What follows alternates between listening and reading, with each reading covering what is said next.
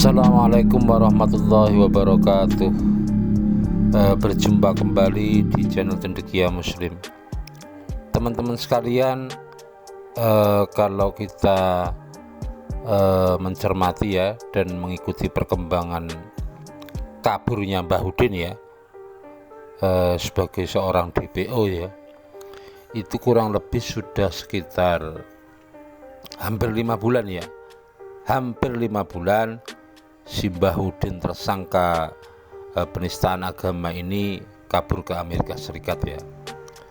Kemudian secara kontinu tidak lelah terus menerus bersambung hampir setiap hari membuat hujatan-hujatan kepada Islam, kepada Nabi besar Muhammad SAW, kadang-kadang juga hujatan kepada negara dan para petinggi-petinggi negeri, yang mungkin kita bosan ya mendengarnya itu temanya tidak jauh dari seputar itu semualah yang diulang-ulang setiap hari. Dan kita tahulah karena memang itu satu dalam tanda kutip mungkin ada pesanan dari sponsor atau mungkin juga dari sebuah adanya ketidakberdayaan ya. Memang cara dia nyari duit itu ya lewat YouTube begitu. Cuman teman-teman ingin kembali aku ingatkan ya sebagai bukti bahwa Mbah Udin ini memang orang dungu, orang tolol yang sebenarnya bicaranya itu tidak ada ilmunya ya. Kali ini teman-teman akan aku ajak untuk tidak melupakan ya agenda dari Mbah Udin yang ketika kabur ke Amerika itu katanya mau memperjuangkan perkaranya KC ke Mahkamah Internasional. Dan itu senada juga dengan apa yang disampaikan oleh Nabi ke-26 setengah Hitan ya, si Pauzong ya. Sebelumnya mari kita simak ya video dari Mbah Udin ketika awal-awal datang ke Amerika, kemudian disambut oleh Tony Bastaman, semangat sekali untuk membawa perkara MKC ke Mahkamah Internasional. Yang diperhatikan minoritas ya, jangan berharap untuk mendapatkan keadilan bagi bangsa kita, apalagi dengan kasus-kasus penistaan agama ini selalu kita dikalahkan. Dan selama pasal penistaan agama ini belum ada orang Islam yang masuk penjara. Bahkan dicari-carilah masalah-masalah yang dicari-cari untuk menangkap Ahok, untuk menangkap Apollonaris Darmawan, Bu Meliana. Semuanya kita mengalami kerugian material dan spiritual. Kita akan dipenjara dan sebagainya, termasuk Saifuddin Ibrahim itu mengalami penganiayaan dan pelecehan, ketidakadilan dari hukum Indonesia. Jadi kalau kita berbicara urgensinya ya, sebenarnya kalau melaporkan ke Mahkamah Internasional itu melaporkan bangsa kita, mengatakan bahwa bangsa kita ini rendah dan remeh dan tidak beradab lah begitu selama ini. Tapi mau ngomong apa lagi? Semuanya sudah putus asa, semuanya kecewa, dan orang-orang kantong-kantong Kristen sekarang ini melihat bahwa Jakarta tidak punya harapan. Apalagi sekarang ini keinginan mereka untuk menjadikan Indonesia menjadi negara khilafah. Nah, ini sangat mengerikan dan sangat.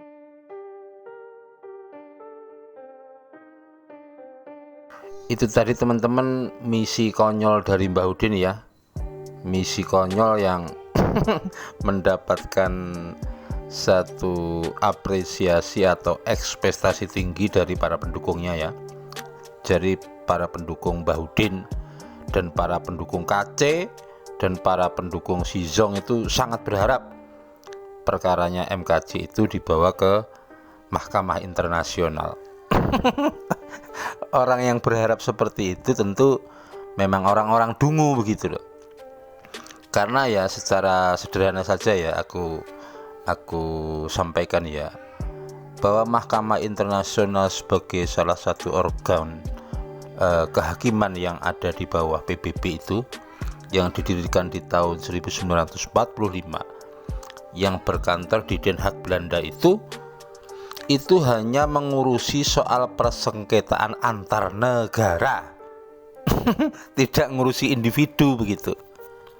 Jadi yang bisa bersengketa atau yang bisa mengajukan persengketaan ke dalam Mahkamah Internasional itu hanya atas nama negara, tidak bisa individu, tidak bisa korporasi swasta, itu tidak bisa gitu loh.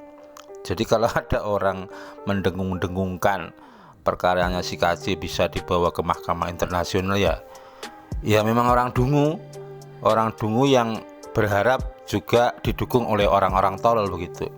Nggak bisa.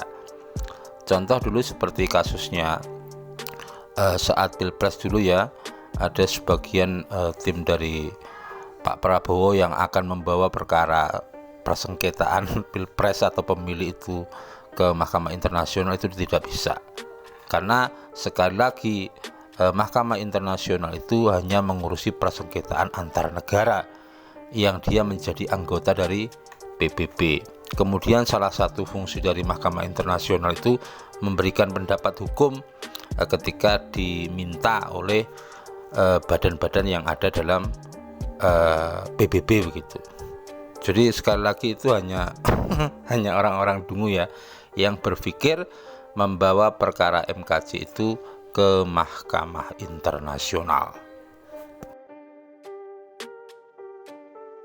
Makanya nggak heran ya kalau kemudian Si Zong, Bahudin, dan beberapa orang yang dulu menggembar-gemborkan membawa perkara si KC ke Mahkamah Internasional itu sekarang udah nggak ada suaranya ya. Yang penting dulu misinya begitu dan donasi lancar gitu.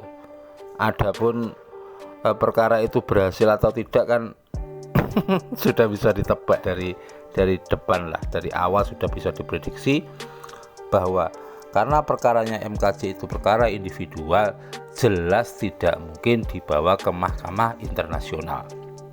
Dan yang namanya tim sukses ya tetap sukses lah. Mbah Udin tetap sukses meskipun seluruh misinya gagal ya, mulai dari membebaskan MKC kemudian sampai berujung cita-cita besar membawa ke Mahkamah Internasional itu gagal semua ya, gagal semua. Yang penting yang namanya tim sukses itu sukses, jadi Mbah Udin sukses. Itu teman-teman. Jadi kalau menurutku ocehan-ocehan Mbah Udin sekarang ya, dengan berulang-ulang menghujat Islam itu hanya pengalian isu saja ya. Selain menjadi sebuah rutinitas pekerjaan, pengalian isu terhadap harapan besar para pendukung MKC bahwa mereka berharap perkara MKC bisa sampai ke Mahkamah Internasional. Itu pun Pak Zong sudah nggak berani bahas. Itu teman-teman, jangan lupakan janji kosong dari Mbah Udin dan Pak Zong membawa perkara MKC ke Mahkamah Internasional. Siapa yang mau hakimi perkaranya MKC? Itu aja teman-teman. Jadi PBB nggak ada urusan dengan MKC ya. Itu yang bisa aku sampaikan, kurang lebihnya mohon maaf. Assalamualaikum warahmatullahi wabarakatuh.